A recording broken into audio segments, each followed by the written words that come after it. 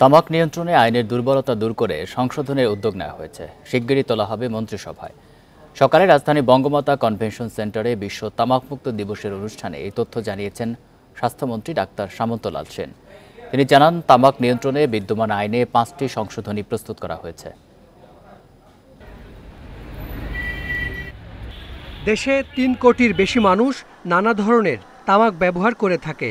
হৃদরোগ, stroke, cancer সহ নানা রোগের কারণ এই তামাক। এতে বছরে মৃত্যু হয় 1,61,000-এর বেশি। সকালে রাজধানীর বঙ্গমাতা কনভেনশন সেন্টারে আয়োজন করা হয় বিশ্ব তামাক মুক্ত দিবস। এতে স্বাস্থ্যমন্ত্রী জানান, 2040 সালের মধ্যে দেশকে তামাক মুক্ত করতে চায় সরকার। এজন্য শক্তিশালী করা হচ্ছে আইন। আগের আইনে যুক্ত হতে যাচ্ছে 5টি সংশোধনী। বিশ্ব তামাক মুক্ত দিবস উদযাপিত। মন্ত্রী আরও জানান, উন্মুক্ত স্থানে ধূমপান পুরোপুরি নিষিদ্ধ, ওটিটি ও অনলাইন প্ল্যাটফর্মে ধূমপানের দৃশ্য বন্ধ, ফেরি করে তামাক বিক্রি বন্ধ, শিক্ষা প্রতিষ্ঠান ও হাসপাতালের 100 মিটারের মধ্যে তামাকের দোকান না রাখা, সিগারেট ও খুচরা সিগারেট বিক্রি নিষিদ্ধ করার প্রস্তাবও করা হয়েছে।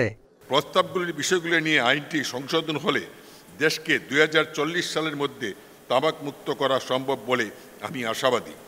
তামাক নিয়ন্ত্রণ আইন সংশোধন প্রক্রিয়ায় আমরা সকল মন্ত্রণালয় বিভাগের সমর্থন চাই। তবে স্বাস্থ্য সচিব মনে করেন, শুধু আইন নয়, তামাক উৎপাদন কমাতেও দিতে হবে নজর। উৎপাদন পর্যায়ে আমাদের রেস্ট্রিকশন থাকা দরকার, যেহেতু এটা কৃষি পণ্য। আমাদের কৃষিজীবী মানুষ, শ্রমজীবী মানুষ যারা এই তামাক উৎপাদন করে, তাদের যে জমি তারা যেভাবে আবাদ করেন, সেই জমিটাকে তামাক উৎপাদন না করে কোন পর্যায়ে আমরা তাদেরকে সরকার সহযোগিতা দিয়ে তামাকের ডাইভার্সিফাইড ক্রপ, অন্য ক্রপ উৎপাদন করে সেই কৃষক লাভবান হতে পারেন। তামাক নিয়ন্ত্রণে অবদান রাখায় ইন্ডিপেন্ডেন্ট টেলিভিশনের জ্যেষ্ঠ সাংবাদিক রুহুল আমিন সহ 10 ব্যক্তি ও প্রতিষ্ঠানকে সম্মাননা দিয়েছে জাতীয় তামাক নিয়ন্ত্রণ সেল।